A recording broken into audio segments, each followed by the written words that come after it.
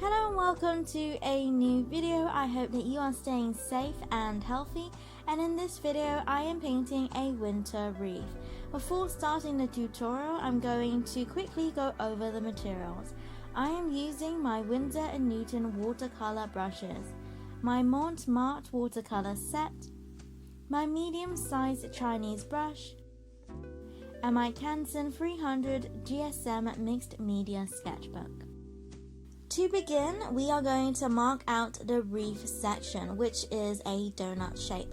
So with a compass or something else that can help to make a circle, mark out how large you want the wreath to be on your page. For me, I wanted it to fill as much of my page as possible, so I kept it centered and drew the circle near to the edge of my page. If you are using a compass like me, then it would also help to mark the center point, and then using that same center point you want to make a smaller circle. Ideally try to make this evenly in the center of the larger circle. For the smaller circle, you can use this to decide how thick you want the wreath to be. So the smaller circle in the center is, the thicker your wreath or donut shape will be. Once you have your donut marked out with the two circles, then you can decide what foliage you want in your wreath. For mine, I wanted blue roses, holly, and pine leaves, the ones with lots of pine needles. And for the smaller filler areas, I added these dark blue mini branches. So I suggest you choose 4 types of foliage, 5 if you're feeling confident, so you can follow this tutorial exactly so you get a good idea of how to paint a wreath, and then do whatever foliage you want. It's completely up to you. So this was a winter wreath. I kept it to greens and blues with the exception of the holly berries, but they're wintry anyway, so it's nice to have a little variation as long as it doesn't clash too much. So before painting, I mixed a light and a dark green, a light and a dark blue, a red and a brown, to put it simply. So with this, you want to paint one type of foliage at a time. You can go back in and add more, but to start with, we are going to do one at a time. So I started with the roses because this was my widest foliage, and so fitting in the biggest one first is a good idea. To paint the roses, I am using my medium-sized Chinese brush as it holds more water and pigment, and I can make more big and varied strokes, which you want for this loose type of roses. So I start in the middle, and you want these pea pod shaped strokes, as in the vegetable, where it is thicker in the middle and thinner at the edges.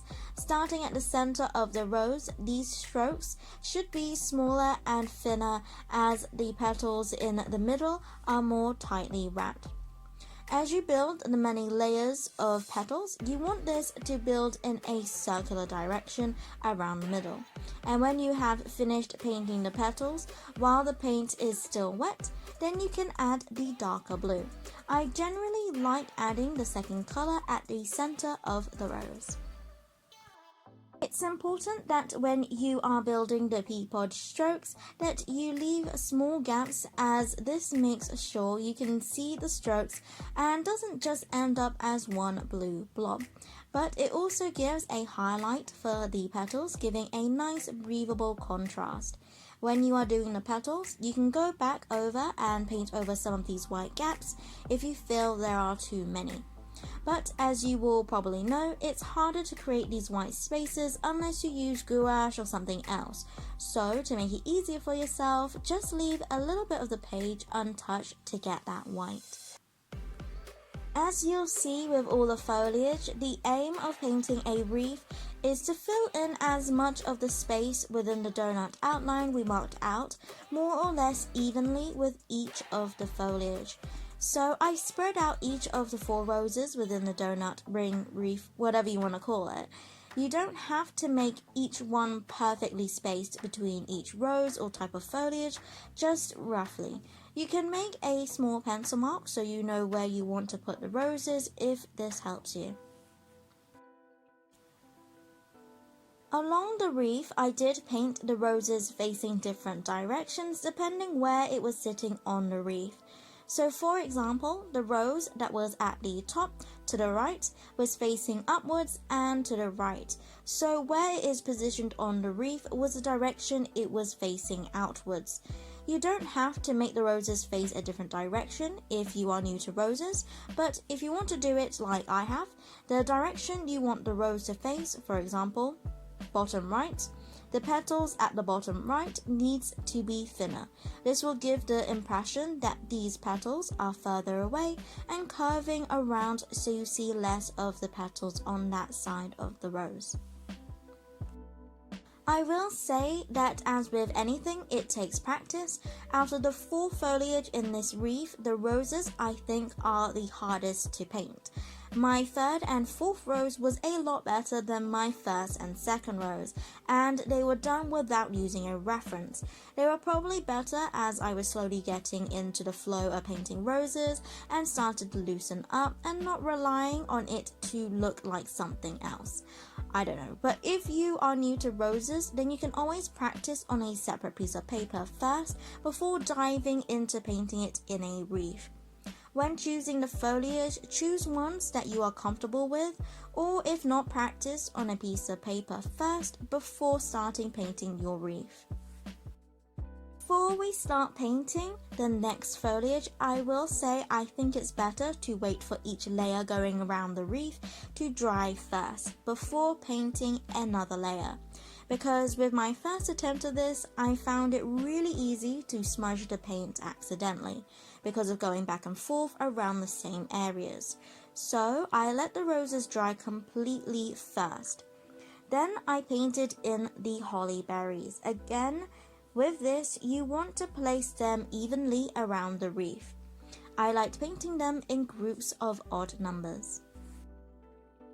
Because the shape of the holly has a lot of spiky points, I felt it was better to sketch out the shape of each holly first before painting, to make sure I was happy with the shape instead of fiddling and adjusting when painting.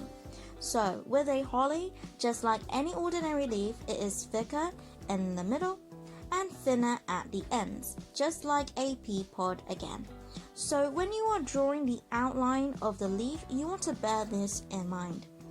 The spiky points of the holly when starting at the bottom of the leaf, which for me is from the inner circle, the spikes from the bottom of the leaf are pointing outwards to the side, then curves back in, and then spikes out again, and follow the natural curve of the leaf where it will be thinner at the tip. And then I added the center leaf vein for each leaf. Once I was happy with the sketch of the holly, then I painted in the holly leaves.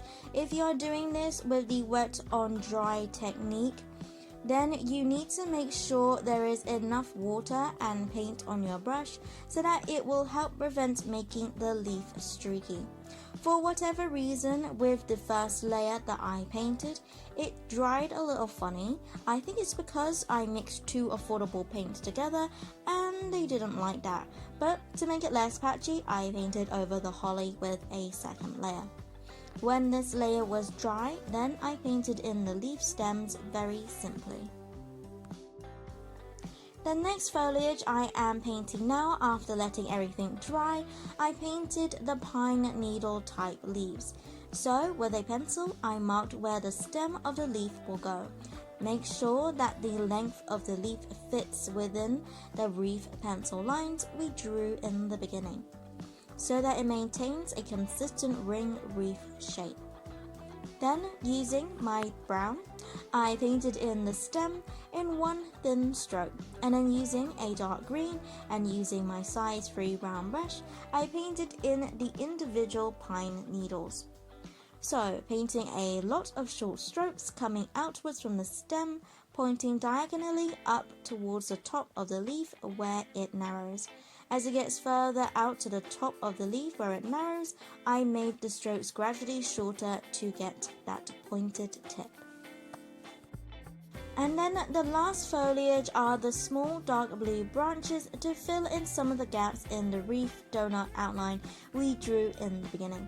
So when you see a small empty space in the wreath, to make it more fuller, you can add these filler branches. So I start my painting the stem with a slight curve. Then I start with the leaf closer to the center of the wreath. I paint a leaf on one side of the stem, then I alternate to the other side with the next leaf further along the stem, making them a bit smaller as I go along. I keep doing this until I reached near the tip of the stem, and then I add the final leaf at the end of the stem. When painting the leaves, I sometimes left a small line of the leaf unpainted so it has a nice highlight. If there are still some bigger gaps, then you can fill this in with another foliage. I choose to fill in this space with the pine needle leaves, and then I added a dark green outline for each of the holly leaves to help them stand apart a bit more. And then we are done. Thank you so much for watching. If you like this simple winter wreath, then you can check out my watercolor florals/plants playlist. I would really appreciate it if you liked this video and subscribe for weekly Saturday videos where I paint flowers, animals, landscapes, as well as other watercolor and drawing related videos. And as always, God bless, and I'll see you later.